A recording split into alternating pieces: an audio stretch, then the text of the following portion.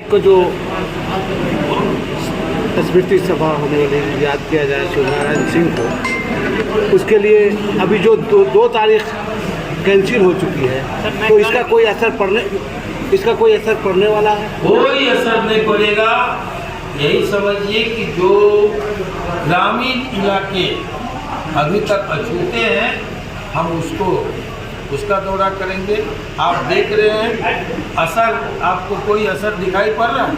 ये university campus में हम लोग बैठे हुए हैं और यहाँ जो छात्र हैं वो संकल्पित है सूरज बाबू के लिए। सबके चेहरे गवाही दे रहे हैं।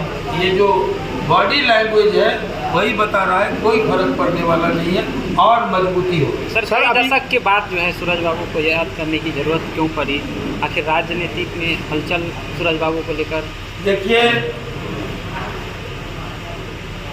कुछ लोगों को गुमान है कि हमने गुजरी के लाल कर्पूरी जी को भारत रत्न की अनुशंसा की। कुछ लोगों को गुमान है कि हमने भारत रत्न दिया कर्पूरी जी, उस काबिल थे।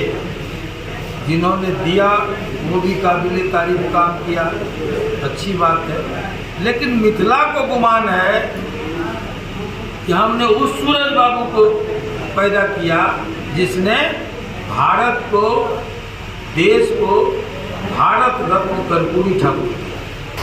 सर, जिस तरीके से आपने निजीकरण के खिलाफ अभी बहुत सारी बातें की, चीनी मिल का बंद होना, शोषण होना, निजीकरण, स्वास्थ्य, शिक्षा, हर क्षेत्र में निजीकरण हुआ, क्या मैं उम्मीद करूं कि जो विचार आपने यहाँ प्रकट किए हैं, आने वाले समय में आनंद मोहन सिंह इन्हीं विचारों को लेकर इसकी अगुवाई करेंगे? देखिए, हम लोग चंद्रशेखर जी के शिष्य हैं। जेपी से राजनीति का क ख ग घ सीखा, समाजवादी सोच के लोग। और मैं मानता हूं कि जो राष्ट्रीयकरण फ्लॉप हुआ अपने कारणों से, वो निजीकरण को जन्म दिया। आज जो सरकारी महकमा है उसका जो रोल है, लगता है कि मुफ्त की रोटी खाने के लिए सरकारी महकमा है, भ्रष्टाचार करने के लिए सरकारी महकमा है। वो सरकारी लोक कल्याणकारी राज्य का जो मूल आत्मा है, मूल मंत्र है, उसको ये राष्ट्रीयकरण वाले लोग, ये जो सरकारी नौकरी वाले, सरकारी संस्थाएं, उसको समझ नहीं पाए और उनकी गलतियों के कारण निजीकरण हो रहा है। और निजीकरण ये तय मानिए कि लोकतंत्र में निजीकरण, ये दोनों एक साथ नहीं चल सकते। इसकी जो खामियां हैं, राष्ट्र को आज न कल भुगतना पड़ेगा। इनकी जो कमियां हैं, उसके खिलाफ नौजवानों को उठना पड़ेगा। आज जब आप सरकारी नौकरी वाले को जाइए, वो 3 घंटा काम करने के लिए तैयार नहीं है। और कॉर्पोरेट घराना आइए, पढ़े लिखे नौजवान 12 घंटे से कम उसका शोषण नहीं हो रहा है। ये दोनों गलत। समाधान क्या है सर? समाधान है इसके, देखिए जो कुछ हो रहा है, हर क्रिया की प्रतिक्रिया होती है। शोषण के खिलाफ तो कब तक आप ठगिएगा?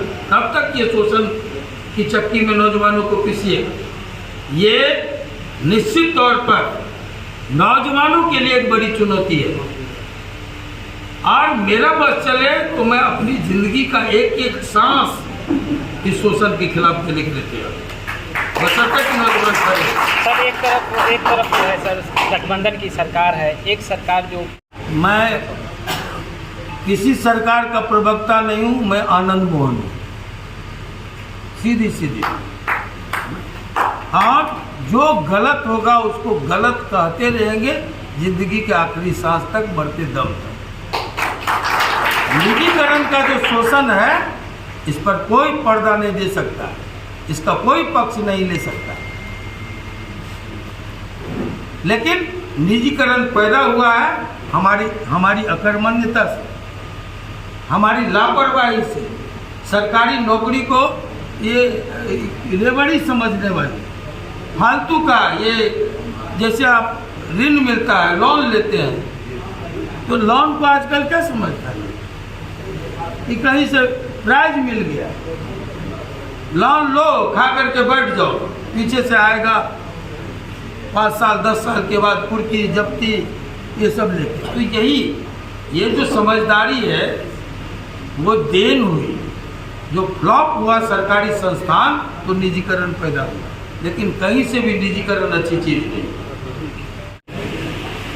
कि आज गरीबी के टापू में अमेरिका, गरीबी के समंदर में अमेरिका टापू उग रहा है। किसी का पेट खाते खाते इतना बढ़ गया है कि एवरेस्ट की चोटी को ललकार रहा है, और किसी का पेट भूख से इतना चिपक गया है वो हिंद महासागर की गहराई को नाप रहा है। ये अंतर देखने, ये दो किस्म की प्रजातियां पैदा हुई है। ये निजीकरण की देन।